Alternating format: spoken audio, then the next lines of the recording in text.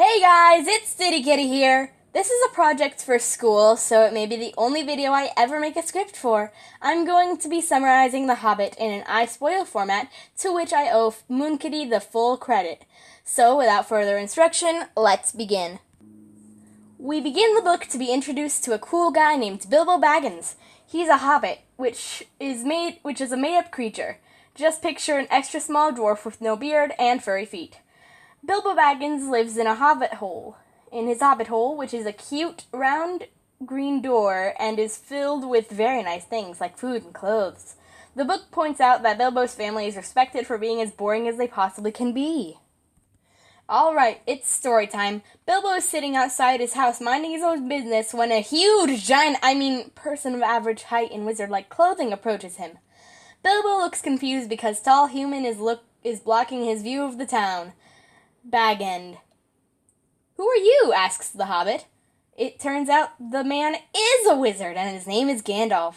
Gandalf starts going on about all the cool adventures the world has to offer, but Bilbo just comments on how pretty Gandalf's fireworks used to be. Gandalf then begins to tell Bilbo that he should leave everything he's ever known to go out and explore, only for Bilbo to get mad and go inside. Bilbo listens to Gandalf bang on his door for a few seconds before forgetting this ever happened. The next day he's about to eat a meal for one when someone shows up at his door. He answers the door like the kind being he is and finds a dwarf. The dwarf is dooooooone, and he's excited to learn that he's the first one to the party. "What party?" asks Bilbo, but no one ever answered him. As he's about to go make more food for the apparent guests, the doorbell rings again. This time, it's Dwallin's brother, Balin. The brothers' names rhyme. Weird. As the dwarves chat it up, Bilbo gets another knock at the door. There are more dwarves, Fili and Kili, brothers, whose names, incredibly, also rhyme. Bilbo has to answer the door 2 more times, only for the dwarves to walk in practically without his permission. The leader of all 12 dwarves is part of the last group. That's Thorin, and he'll be one of the only dwarves to have any character development. Gandalf is in the same group, informing Bilbo that he vandalized the hobbit hole. The dwarves finish eating and terrify Bilbo by singing a song about how they are going to break all of his things. Surprisingly, the dwarves don't actually break all of Bilbo's stuff. Gandalf at some point hands Thorin a map. Gandalf at some point in this scene hands Thorin a map like, "This came from your family. You should have it." "Why don't I have it?" asks Thorin. No one ever answers. The dwarves sing another song, this time about how a dragon stole their home a long time ago. Bilbo still doesn't know why these strangers are in his house. Gandalf reads his minds and says, "Oh, they're here because I told them you were going to help them get back their home." "Wait, no," objects Bilbo, but it's too late and the dwarves already gave him a contract that says he has to leave with them. They seem to forget that he could just not sign it. Bilbo wakes up and almost thinks he dreamed the whole thing when Gandalf appears in his window and tells him how he should go outside because his mother's side of the family used to sometimes go outside. Bilbo catches the dwarves just before they've left and they give him a pony. Bilbo totally forgot to pack literally anything, but don't worry, Gandalf the wizard shows up with some important stuff. The dwarves and Bilbo's begin the adventure feeling really good about themselves, and Bilbo almost forgets he's not at home. Then some ponies fall into the river and half the food on their backs. Now they get 2 servings each tonight. Also, Gandalf the wizard left. How absurd! The company eats and tries to go to sleep, but some people in the forest are yelling. All the youngest people in the group, including Bilbo, go to investigate. Bilbo finds out that there are 3 trolls in the forest who have been eating mutton every night for days on end. More dwarves arrive because Bilbo took his sweet time stealing a purse and got caught. And then the trolls argue about how to make the best gourmet meal for a few minutes before making up their minds because of the power of friendship. Then Gandalf whispers, "Fight, fight, fight," from the bushes at the trolls. Before anyone can swing fists, the sun comes out, and the trolls all turn to stone. Because apparently trolls turn to stone when exposed to sunlight. The dwarves go into the troll's house to steal food from the dead and also find weapons and treasure. Bilbo, Gandalf, and Thorin get swords that are prettier than everyone else's. They bury some of the treasure outside so they can come back for it later. Now the dwarfs can eat mutton for breakfast. Hooray! While everyone eats mutton for days on end, Gandalf the wizard says they should crash at his elf friend with his elf friend in the last homely house for a while. The dwarves don't like this idea very much, but decide to go to Rivendell anyway. Gandalf's elf friend, Elrond, welcomes the dwarves into his very nice house almost instantly. Elrond can read moon letters, so Thorin and the gang finally know what the map says on it. Apparently, at every Dwarvish New Year, a thrush knocks on a door to a secret entrance at the Lonely Mountain. And then the setting sun shines directly on the keyhole. Convenient, right? But no one thinks that they'll make it to the mountain by Durin's Day. The book decides to tell us how much fun everyone's having at Elrond's house, and how good his cooking is, when really the only important thing he does for the story is reading the map and telling everyone how cool swords have Banes of Goblins 5 and Goblin Detection 3 on them. Everyone cries and says goodbye to the magnificent Elrond before leaving with the new ponies and food he gave. Thorin and the gang finally make it to the mountains, except it's the Misty Mountains. The dwarves still need to get over the mountains and through the woods to get to the other mountains, the Lonely Mountains. But it starts raining before they can get there, and giant stone giants are tossing stones, of course, all of which sound dangerous, and frankly the group is trying not to die. The dwarves find a sweet cave to hide in and dry off, except without a fire, so no one can look there. Suddenly, in the middle of the night, Bilbo wakes up to see everyone being dragged into a hole in the wall.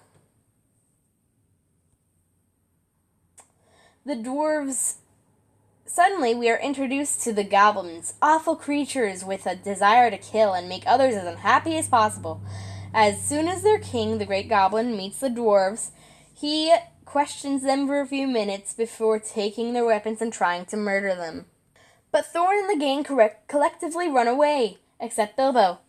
Bilbo's too short to run, so Dory has to carry him. Bilbo still has his little sword, and Gandalf and Thorin manage to acquire theirs. Everyone starts a fight in the dark, and Dory ends up dropping Bilbo on the hard stone floor. The end. Story's over. Bilbo had a good run, didn't he? Bilbo wakes up and finds out that all his new friends have abandoned him, so he runs deeper into the cave. Also, his sword glows in the dark in the presence of goblins, just like the other ones. It's only glowing a tiny bit, the book points out. Bilbo finds a weird ring on the ground. Don't feel like standing him up. I wonder what this weird ring is, he wonders, shoving the strange item into his pocket. Bilbo almost falls into a lake, but doesn't, and just kind of sits there for a while. Meanwhile, a really gross-looking creature is paddling a tiny boat across the lake. He's not making any sound whatsoever. Suddenly, Gollum, the gross guy, Bilbo.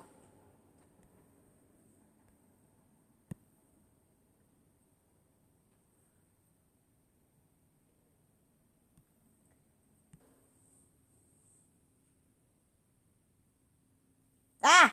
And then Bilbo cheats, winning, which causes Gollum to throw a temper tantrum. Bilbo says, "All right, let's go." Gollum responds with, "Wait, I left my hat at home." Gollum goes home, not, in fact, to grab a hat. He looks for his favorite magical birthday gift, and upon not being able to find it, screams and cries. Bilbo is prime suspect number 1, so Gollum goes to interrogate him. Bilbo doesn't care that Gollum lost something and is getting more and more impatient about wanting to leave, so Gollum attacks Bilbo to get his way. Bilbo backs slowly out of the lake cave. Slowly away. Go away, Bilbo. Bilbo puts on his new ring, because why not, and ends up tripping on a rock because, well, we can't even He wasn't even looking where he was going. Gollum appears, but runs right past him. Weird. Bilbo decides that it's because he's really sneaky. Bilbo follows Gollum, who is still crying, into the cave again. Bilbo still thinks this is because he's a sneaky hobbit. Gollum stops here because he still doesn't have his ring that makes him invisible. "Oh shoot," says Bilbo, "I have that." Instead of returning the ring to its mentally unhinged owner, Bilbo does a backflip over Gollum and into the goblin's cave. Bilbo does a sneaky and creeps towards the nearest exit, but then the goblins turn and see him because he accidentally took off the ring, so he puts it back on as quickly as he can, and the goblins look for the disappearing hobbit. Meanwhile, Bilbo squeezes out the door, leaving a few buttons behind in his rush. Bilbo runs around with his ring on, trying not to get seen by the stray deadly forces of the world. Eventually, he comes upon his friends, Gandalf, Thorin, and the others. The dwarves are all really worried about Bilbo, as in they're talking about what a great idea it was to leave him. The only person who misses Bilbo is Gandalf. Suddenly, Bilbo appears out of thin air. The group collectively gasps. The dwarves tell Bilbo that they killed the greatest goblin. Bilbo tells them how he escaped but leaves out the entire ring bit.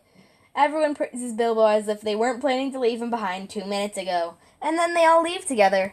Everyone makes it out of the Misty Mountains, including Bilbo, and they all immediately find some wolves. They try to hide but get chased up a tree.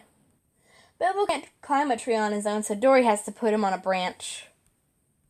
Gandalf decides that throwing actual fire at the wargs is from the tree. This couldn't possibly go wrong in any way. Suddenly, the goblins appear. They've come to avenge the king and help their allies. The wargs fight Thorin and company. The goblins use flaming wolves to light the trees on fire. I skipped a scene. How dare I? Thanks for that, Gandalf. It's a bird, it's a plane, it's the eagles. Who? The eagles! The eagles are here to save everyone for the first time. Bilbo and friends are now riding eagles to the secret eagle hideout. Bilbo hates the entire experience. The eagles question the dwarves. I think it can be considered a trend now. Then the adventure party gets the eagles' blessing. The eagles offer to take the dwarves to Mirkwood. The dwarves accept, and everyone is flown to Mirkwood. Gandalf says he's heard of a really nice guy in the forest. The man is a shapeshifter and can turn into a bear. Everyone follows him without argument. He had such a great idea before, after all, with Elrond in his cooking. Gandalf tells the dwarves to wait outside and come in groups of 2 when he whistles a signal. Bombur, who is fat, is told to come last and alone because he's fat. For the rest of the book, everyone is going to be fat-shaming Bombur. Bilbo follows Gandalf into the door. Gandalf entices Beorn with tales of their adventure. Beorn gets so absorbed in the story that he doesn't even care when more and more dwarves are coming to his house. Bombur doesn't listen to Gandalf and just comes with the last 2 instead of coming last and alone. Beorn invites everyone inside and feeds them all honey. Then he tucks them in for bed and leaves for the night. When he gets back, he tells everyone he went to proof check that they actually killed the great goblin. He brought back the head of a goblin and the head of a warg to ward off those creatures. No one except Bilbo found this the slightest bit creepy. A few days later, everyone is ready to leave with their new supplies. Beorn is letting the party borrow his ponies for a few miles away. Gandalf says he's going to take the ponies back to Beorn when it's time.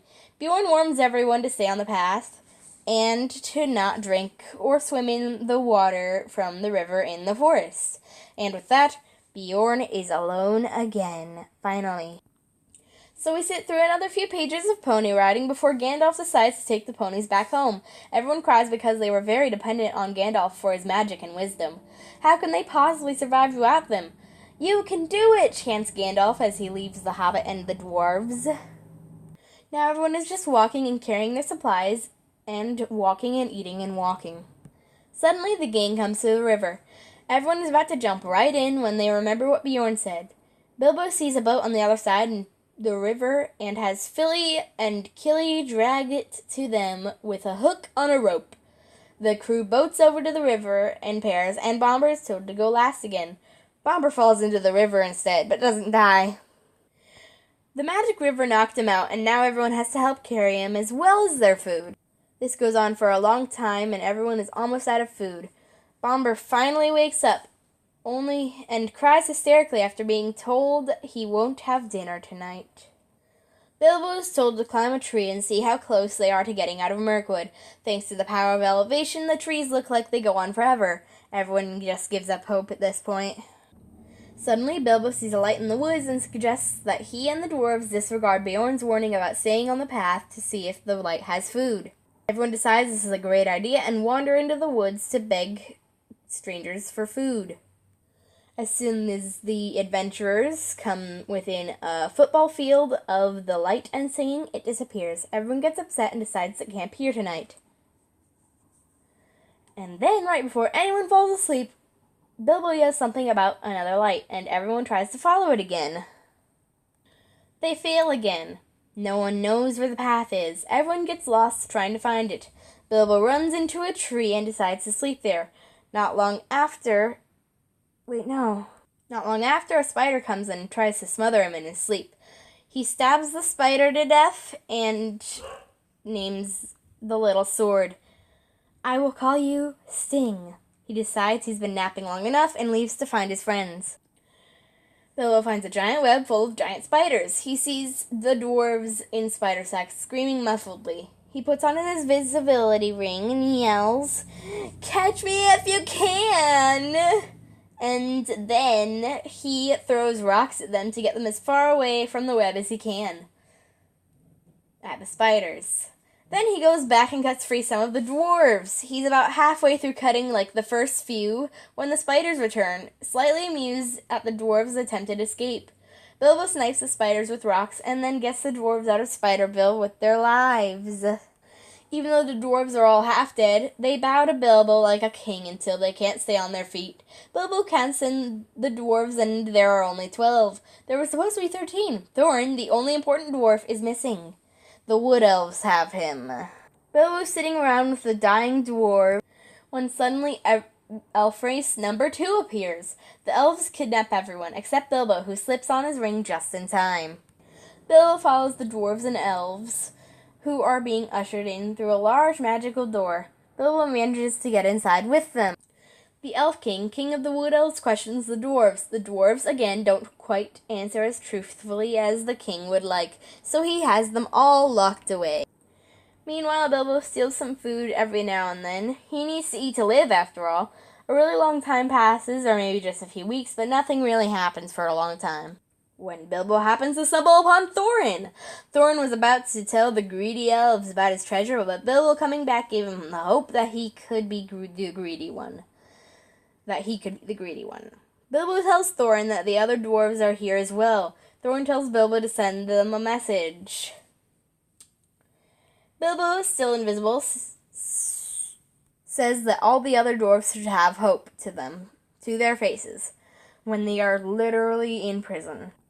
Bilbo, still invisible, sees the king of the wooden elves getting drunk with a buddy. The buddy is also in possession of a key to the dwarves' cells. The elves pass out, and Bilbo snatches their key. Bilbo frees Thorin and company so that they can go barrel ride. The dwarves hate this idea. Then get back in jail, says Bilbo. On second thought, the dwarves mutter in unison, following Bilbo to the underground river. As the party passes through the basement, Bilbo puts the buddy's keys back so that he won't get in trouble. What a nice guy. Bilbo then tells the dwarves to get into barrels. No way, they say at least half the dwarves. Bilbo packs them all into barrels anyway. He's just barely finished when the elves appear. Bilbo doesn't have time to get in Bilbo just realizes that he's not in a barrel. Then the elves proceed to chuck the barrels into the water. So he just jumps on a barrel and rides it into the river. Bilbo rides his barrel like a pro, except he's screaming the whole time. Bilbo manages to not drown and walks onto the shore. There are people loading the barrels with the dwarves in them onto the shore as well, so Bilbo can leave them here for the night. Bilbo steals a little bit of food and gets sick from being drenched. He can't hide among civilization because he's dripping and has the sniffles, so he's gonna sleep alone by a tree for the second time in his life. Bilbo rides the boat of barrels of all the dwarves all the way to Lake Town. Upon arriving in Lake Town, an irritated Bilbo tips the barrels over and dumps out the dwarves onto the shore. We're here, he says simply. The adventure party shows up in town, and apparently Thorin Oakenshield is a legend around here. The stories say that Thrain or Thror returning to the Lonely Mountain would make the river run gold, and everyone would be rich. Everyone in Lake Town is ready to settle for the old king's descendant. Master of Lake Town greets them with a toast and offers them housing, ponies, and food. Thorn and company stay for 3 days before leaving and continuing on their journey to the lonely mountain. Then the dwarves sit at the foot of the mountain for a few days, trying to find a way in. At some point, everyone climbs the mountain and finds a really nice ledge.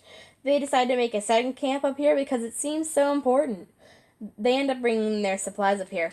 One day, Bilbo, the absolute legend, sits and thinks about how the dwarves could get inside the mountain from here. A wild thrush appears knocking... No, wait. A wild thrush appears and knocks on the wall. Then the sunset shines right onto the hole.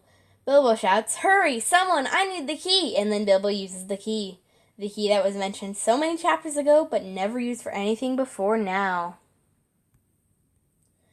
Now the dwarves can get inside. Sorry for not reading directly off the script. I am not very good at that. The dwarves send Bilbo down into the cave alone to take back the treasure they lost, and no one thinks this is unfair, except Bilbo. Bilbo is sent into the tunnel with an escort that leaves him halfway and makes him walk the rest of the way alone. Bilbo is salty about being sent into the smoldering cave of doom. Bilbo finally gets into the place and looks at the dragon, Smaug. The dragon is, in fact, sleeping on golden treasure. Bilbo tiptoes inside and takes a single bejeweled cup, then runs away, terrified. As soon as Bilbo returns with the cup, the dwarves cheer about it and feast on their limited provisions. Meanwhile, Princess Smaug rolls over and notices her favorite pea is missing. Bilbo and the gang are sitting outside when Bilbo has a random panic attack and everyone rushes into the tunnels and closes the door. If they had done that just a few seconds later, the awful Smaug would have incinerated them instantly. Now the dwarves decide that all they can do is wait here. The dragon would get them if they leave, and going into the cave is out of the question. But after a few hours or days maybe, no one can tell, everyone is bored and tells Bilbo to go back into the hellhole. No, he says, but it's too late. The dwarves already pushed him down the tunnel. Bilbo sneaks as quietly as he can down the tunnel because he knows that the dragon is going to know he's here now. Bilbo almost leaves the doorway when the dragon starts speaking to him. Bilbo shakes in his boots as Smaug questions about him why Bilbo can be smelled and not seen. Bilbo lies and says that he's like this all the time. And then he goes on about all the adventures he has while phrasing his words as vaguely as possible. Smaug gathers that Bilbo has been to Lake Town. He also knows that Bilbo hangs out with dwarves. "If you steal my stuff, I'll beat you to a pulp," threatens Smaug. Bilbo asks Smaug if he can be killed, and the arrogant dragon shows Bilbo his weak spot, his belly, except it's coated in a thick layer of treasure, leaving no weaknesses. Except Bilbo sees a weak spot with no riches on it, and decides to wrap up his little chat with Smaug. Not before Smaug spits some flames at him, though. Bilbo makes it back, reasonably traumatized at the fact that he almost died. The dwarves console him by telling him he doesn't have to go down there alone next time. Bilbo tells them about Smaug having a weak spot. Bilbo is still on edge, and a little bird listening to conversations is just too much for him. And he throws a rock at the thrush. "Oh no, hold on. I got the order of events wrongs." Well, I'm not rewriting the last 3 or 4 settings. Just gonna tell you the dragon outside happened before Bilbo's little chat with Smaug and the thrush thing. Anyways, the dwarves decide the best plan is to not do anything for an extended period of time. Spoiler alert, this plan actually works. So the adventure crew sits in the dark for a long time and does nothing. One day or night, or literally any time later, Bilbo and the dwarves decide to go into the cavern again. Everyone goes downstairs together. "Wait, wasn't this part of the tunnel red?" asks Bilbo. "I don't know, was it?" everyone else replies. "Okay, this place was definitely red," Bilbo says. Everyone wonders where Smaug is for a minute before splitting up to look at the treasure, because it's just so pretty. Thorn calls dibs on the Arkenstone. "It's mine." Bilbo, being the main character, finds the jewel first. He thinks it's the prettiest thing he's ever seen and decides that he wants it when the dragon is dead. He stuffs it right into his pocket. The greedy little hobbit. Jeez. JK, he's really sweet. Thorn and the dwarves stuff their pockets for maybe a few more hours before deciding that they shouldn't stay here when the dragon lives anymore. All of them leave. Within the days that dwarves have been doing and or not doing these things, the people of Lake Town kept celebrating and anticipating the river running solid gold. One of the people, Bard, a descendant of an unimportant town's leader, putting him in charge of it as soon as the dragon was killed, just finished being as pessimistic as possibly can, when suddenly they hear the dragon roar. Ooh, scary. And then they see the dragon for the first time in forever. I told you so, says Bard plainly as the town falls into ruin. Everyone wastes all of their arrows, not knowing what to do in this situation. Bard ends up being the only one left with an arrow. Bard still has no idea what to do with it. Then the thrush that heard Bilbo blab about the weak spot descended, as if on cue, and whispered in Bard's ear the information it carries. Also, Bard can understand birds. That will never be important again. Then Bard shoots Smaug right in his weak spot, and everyone cheers.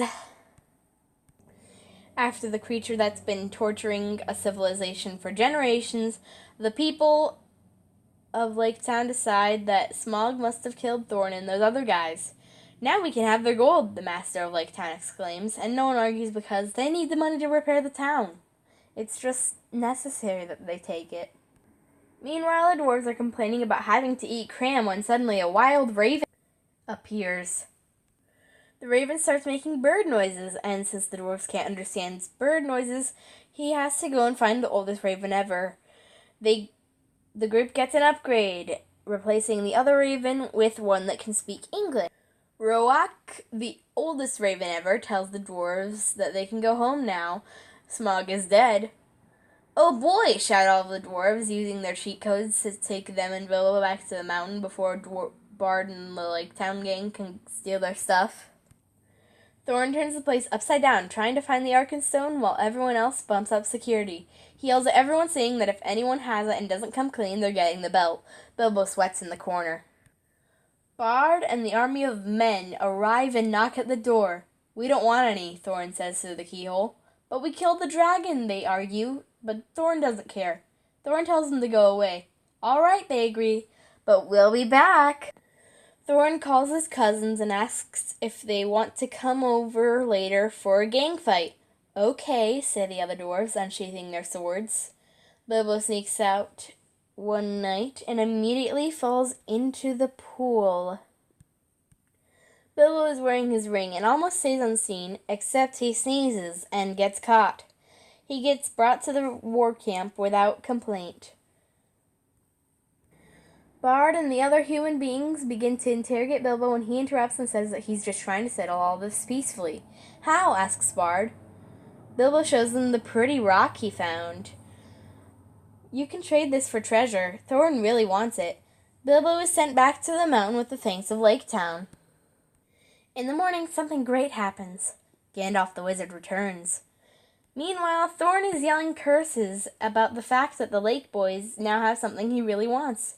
He threatens the people he's known all his life that if they gave the Arkenstone to the men, he was personally going to throw them off a cliff. Bilbo tells Thorin that he did it so his new best friends won't get in trouble. Thorin screams more curses and hurls insults at poor Bilbo. Gandalf tries to defend the Hobbit, but Thorin is already determined to hate Bilbo. Bilbo takes it pretty well, and at this point is totally fine with walking away without compensation. Suddenly, an army appears on the horizon, marching to the mountain to take part in the promised gang fight. A fight begins, with Bilbo slipping on his ring and the Lake Town men and Wood Elves fighting both dwarves' armies, and Gandalf probably casting magic somewhere. Suddenly, the goblins ride the wolves into battle, saying, "You never told us there was a gang fight!" Since goblins and wargs are such a threat, the other armies join forces to kill those losers.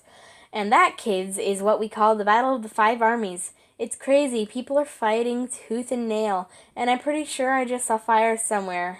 Oh, it's just madness. Suddenly, the eagles appear to save the day a second time. Then Bilbo hits his head on a stone for the second time this book, and our point of view character is knocked out for the rest of the battle. Bilbo wakes up and realizes that people have disappeared. He wonders if everyone died for a minute before some guy appears looking for bodies. Bilbo calls out to him taking off his ring so the man can find him. Bilbo follows this random dude to the Lake Town war camp, and Gandalf is so happy to see him. Gandalf immediately shoves Bilbo into the room where Loren lays on his deathbed. Thorin tells Bilbo that he forgives him and thinks Bilbo has good morals. He gushes over how great Bilbo is with the last breaths he has, and Bilbo leaves. Gandalf tells Bilbo about all the stuff that happened after he was knocked out. Other than Thorin, there were the only other memorable characters who were killed are Fili and Kili. But after the Eagles arrived, they killed goblins, but that wasn't enough to turn the tides for whatever reason. Bjorn the Shapeshifter arrived just in time for battle, using his bear strength to deliver one-blow kills. Thorin got injured and Bjorn put him somewhere else, fighting a lot harder for Thorin's sake, because he totally had time to bond with Thorin. Bard ended up becoming king of the dwarves and offered Bilbo some gold to take home. Thorin was buried with the Arkenstone and his elvish blade, and it doesn't matter how Fili and Kili were buried. Bilbo, Gandalf, and the elves travel back to their respective lives. As the group reaches Mirkwood, the wood elves say goodbye to Bilbo. Bilbo gives the king of elves a necklace as compensation for all the stuff he stole. Then Gandalf and Bilbo travel alone together, going around Mirkwood instead of through it, like they couldn't before because there were goblins. Bilbo and Gandalf arrive at the first homely house and stop for some more of Elrond's amazing cooking. While Bilbo tries to get some sleep, he hears Gandalf telling Elrond about all the stuff he's been doing while he was away for a whole long time. Apparently there are more wizards, and were all called to battle with an evil force called the Necromancer. And that's all the explanation there is.